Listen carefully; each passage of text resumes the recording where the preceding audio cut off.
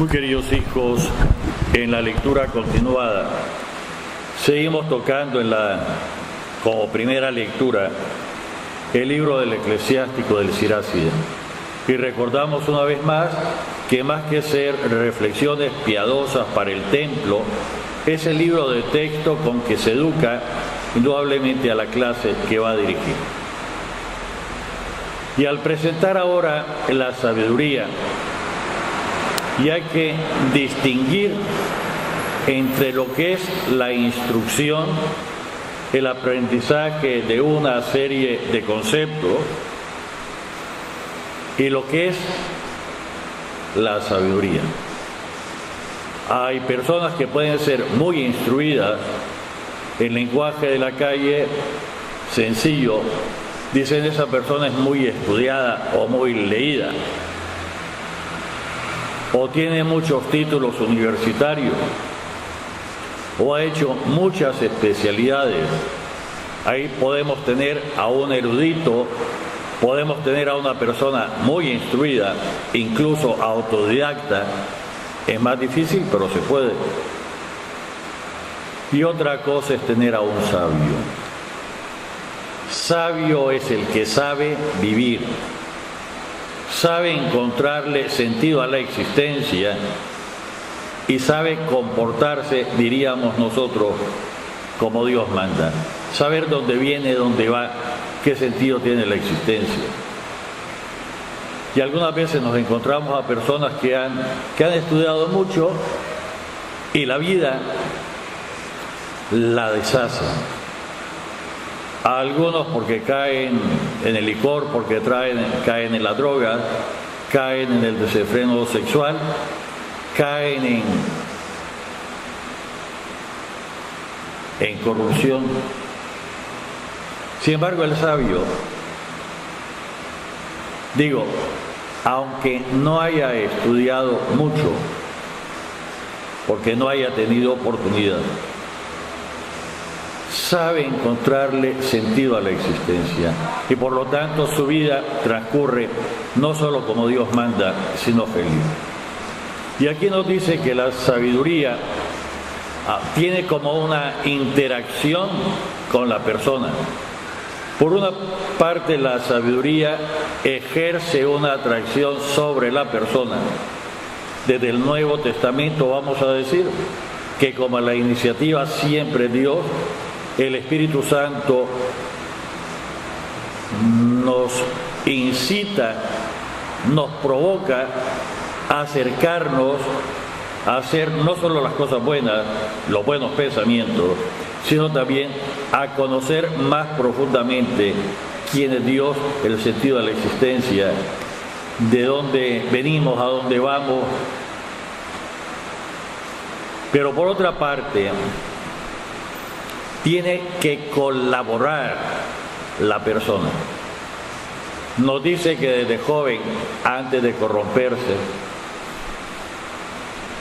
le atrajo la sabiduría y se quiso dedicar a ella. Y lo que lamenta es que ha puesto muy poco esfuerzo, por lo tanto no la conoce con la profundidad que debería de hacerlo. Esta persona indudablemente que reflexiona es un sabio. Padre, ¿por qué es un sabio? Porque no está contento con el nivel de conocimiento que tiene y aspira más. Cuando una persona en la materia que sea, independientemente de los títulos académicos que tenga, si tiene, considera que ya no puede aprender, que ya llegó al tope del conocimiento, esa persona comienza a decrecer desde luego y comienza a dejar de ser incluso instruido para repetir lo que ha escuchado de otro. Y en cuanto a su relación con Dios, pues casi la mata, le pone tope. Padre, y entonces nosotros tendríamos que estar constantemente como con hambre y como con sed. No sé si algunos recordarán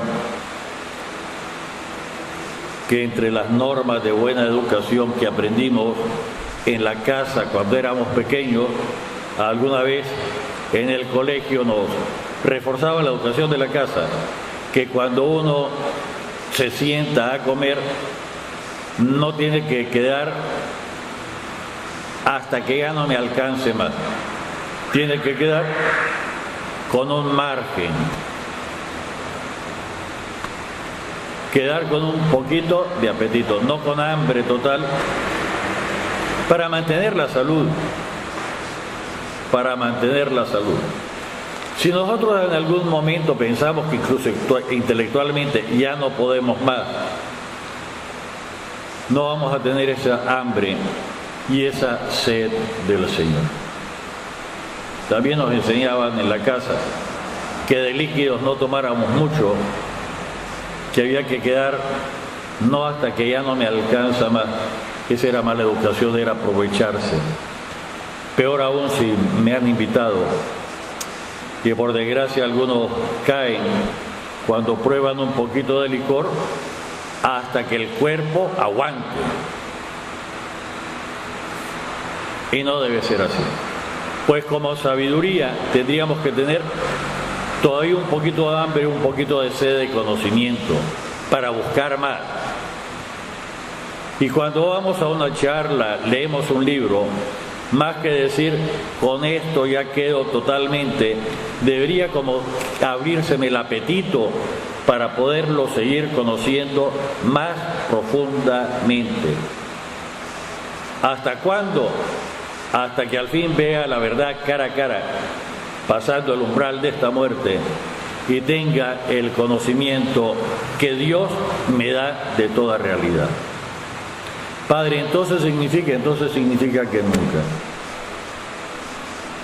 que nunca puedo decir, nunca debo decir, ya no más conocimiento. Al contrario, debería tener como esa hambre y esa sed, y debería sentirme atraído a conocer más. Si no lo siento, si no lo experimento, de alguna forma habré comenzado también a decrecer y habré comenzado, déjenme decirlo, una especie de proceso de embrutecimiento.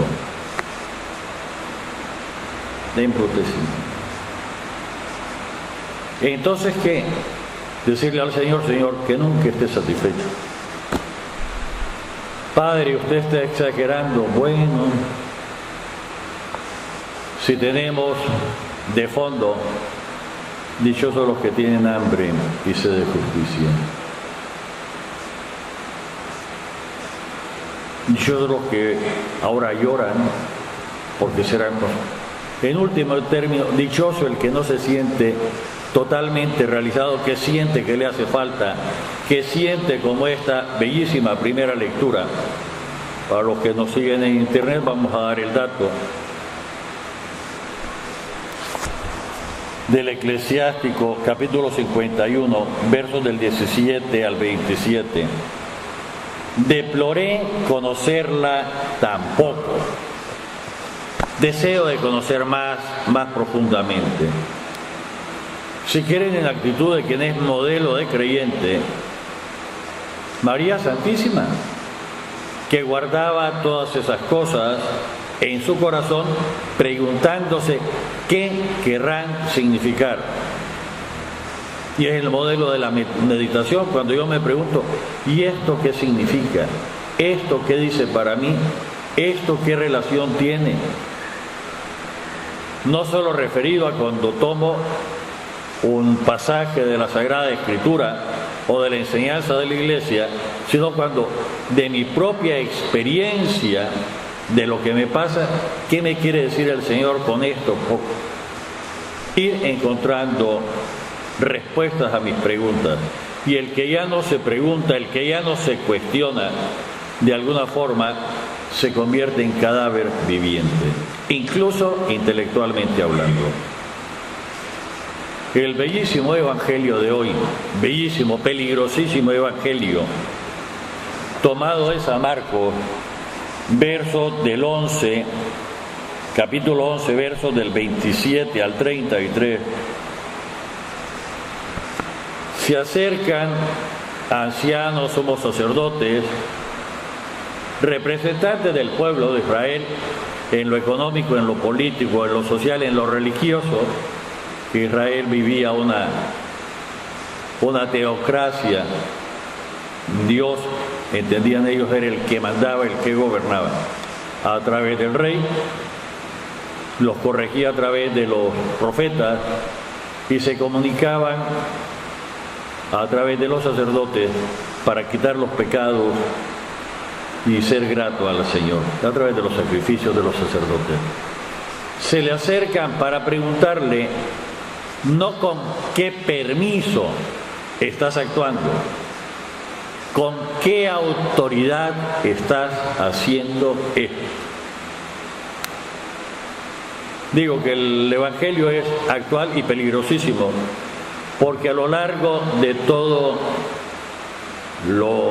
el ancho, la profundidad de la historia, se han presentado grupos de estos que no cachan ni pichan ni dejan batear, pero quieren manejarlo todo, que cuestionan, incomodan, incordian, sin tener autoridad, además, queriendo erigir en los árbitros y en los jefes de todo. También andamos unos grupitos en el León de hoy, de los que piensan que pueden juzgar si un viacrucis o una procesión anda bien o anda mal, o de los que quieren ser críticos de arte y de cosas, cuando la ignorancia, que es muy atrevida, y cuando hablan muy fuerte piensan que no canto bien, como decía el otro, pero canto fuerte. Y por desgracia pervierten las conciencias de algunos y algunos se dejan sojuzgar, que comienzan a decir: queremos saber qué pasó con el anda grande de San Juan de Dios. Tienen derecho a conocerlo los feligreses y lo saben. Esas preguntas, esas cosas, es precisamente de gente mala, perversa, que quiere erigirse en manipuladores de la conciencia, incluso religiosa, de los demás. Hay quienes lo hacen en cuestión de arte, hay quienes lo hacen en... Y cuando uno raspa un poquito, se cae el barniz con que se presentan y comienza a surgir la ignorancia y pésimas y perversas intenciones. Pues se acercan a Jesús a preguntarle: ¿con qué autoridad estás haciendo esto? No con qué permiso, no con qué licencia, no es esa la pregunta. Y el Señor, que es el Señor, nos enseña a que el cristiano tampoco tiene que ser tonto, guanaco, ni andar cayendo en todas las trampitas. Incluso cuando surge esta especie de chantaje emocional o religioso, si no contesta es porque el Señor lo que hace es decir: bueno, yo también voy a hacerles una pregunta. Si me la contestan, yo les contesto la suya. Y la pregunta que hace Jesús, dicho en lenguaje de la calle, es de bola recia, ensalivada y con todo lo de eso que no se puede batear.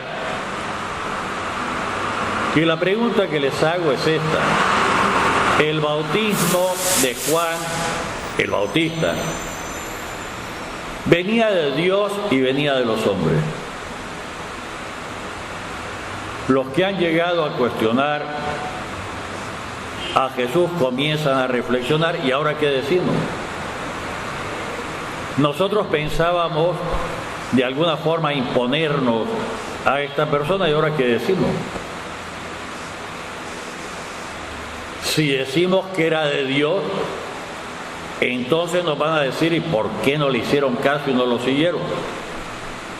Y si le decimos que eran inventos y que era de los hombres, la gente tiene muy cercana que Juan era un profeta, Juan el Bautista. Y queriéndose lavar las manos mal lavadas, le dicen: no lo sabemos. Ah, ¿no lo saben? Entonces yo no les contesto con qué autoridad hago lo que hago. Digo, como peligro en toda la historia, a lo largo y a lo ancho, en el tiempo, y en todo el globo terráqueo, han surgido, siguen surgiendo, y en León tenemos gente que se quiere apropiar incluso del propio criterio que nos corresponde a cada uno de nosotros. Ciertamente que invaden campos que no les corresponde, ignoran a autoridades que existen. En esa misma línea, más solapado todavía, están quienes andan transmitiendo por internet un montón de majadería. El otro día alguien se me molestó porque me mandó no sé qué cosa de que el rosario te va a salvar en estos días de tribulación que viene, que la sangre de Cristo. Digo, no me mandes por favor eso. Como insistió, le digo, si me seguís mandando, te voy a poner correo no deseado. Me escribió y me dice, ay padre, usted me lastima cuando me dice, le digo, ve mijita, lo que me estás mandando no es cierto, no es católico, no lo hiciste vos, es desviación de la fe. Y por lo tanto, en tu criterio, vos no lo hiciste. En tu criterio lo tenés que ver y eso simplemente se tira a la basura. No es retransmitirlo. Por eso te digo, padre, ¿qué pasa? Sin querer nos hacemos agentes del diablo. Personas buenas, católicas, practicantes, que le digo, todo el afecto y todo el cariño que te tengo, pero no sabes en lo que te estás metiendo. Porque en este momento parece que lo que anda de moda entre los que ni pichan, cachan ni dejan batear, no es que se termine el mundo, sino que viene una gran persecución de no sé cuántas majaderías. ¿De dónde lo sacan? Desde luego, no ni de la Sagrada Escritura, ni de Jesucristo, ni de Dios. Y si no viene de Dios, ¿de quién va a venir? O vamos a comenzar que hay que encender velitas y tener agua bendita y todo lo demás de nuevo. Otra vez más, ¿hasta cuándo? Por favor, lo mismo que hacemos con las medicinas y con los medicamentos, que tengan el sello de garantía, que tengan el sello de garantía y que el sello esté íntegro.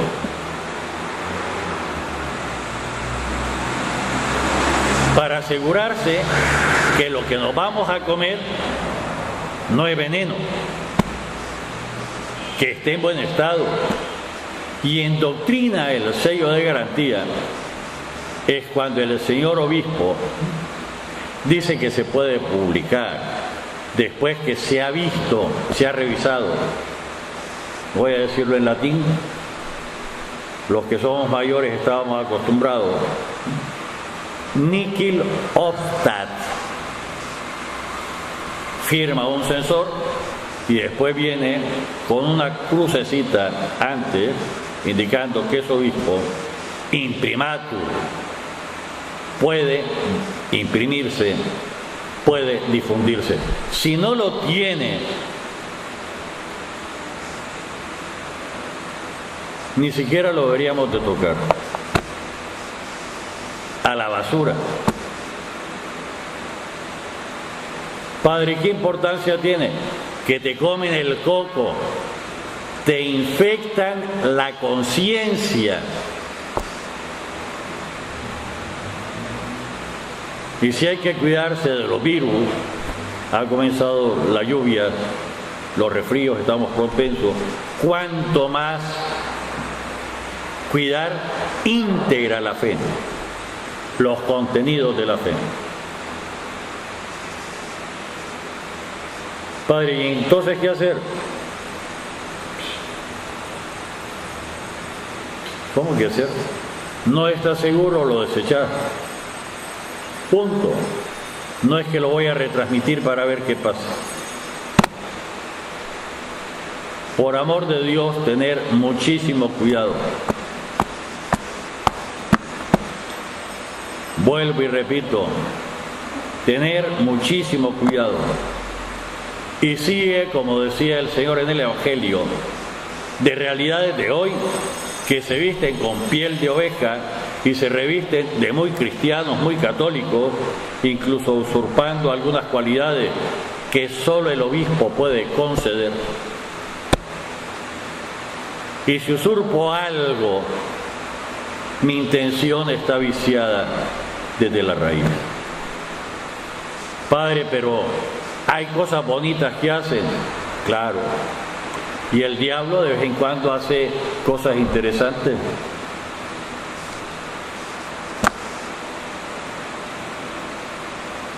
Pero no te sirven para tu salvación. Queridos hijos, tener cuidado.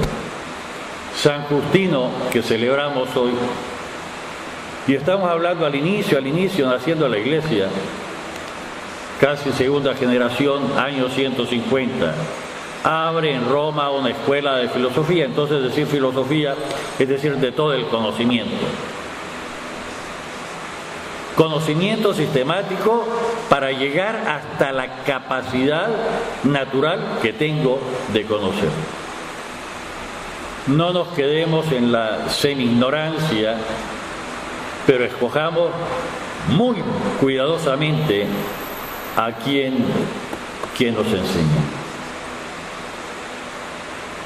E incluso se atreve a escribirle una defensa del cristianismo al emperador. Siempre surge la envidia en todas partes. Fue denunciado en esa época ser cristiano era delito. Él no lo ocultó, no lo disimuló, fue enviado a morir. Pero centra su conocimiento a partir de la cruz de Cristo. Vamos a comenzar, estamos comenzando el mes de junio, hay una serie de actividades en este mes. Mañana hay una oración conjunta, uniendo en tiempo real la Catedral de Roma, el Papa y todas las catedrales del mundo con los obispos. El 7 de este mes es la Jornada Mundial de Oración por la Santidad del Clero. Del domingo 9 al domingo 16 en León tenemos una serie de actividades especiales. No dejemos pasar este tiempo de gracia, muy técnicamente llamamos. No dejemos que sea un simple cronos este mes, simple transcurso del tiempo, sino convirtámoslos en un kairos, un tiempo de salvación, de encuentro con el Señor, en el nombre del Padre, del Hijo y del Espíritu Santo. Amén.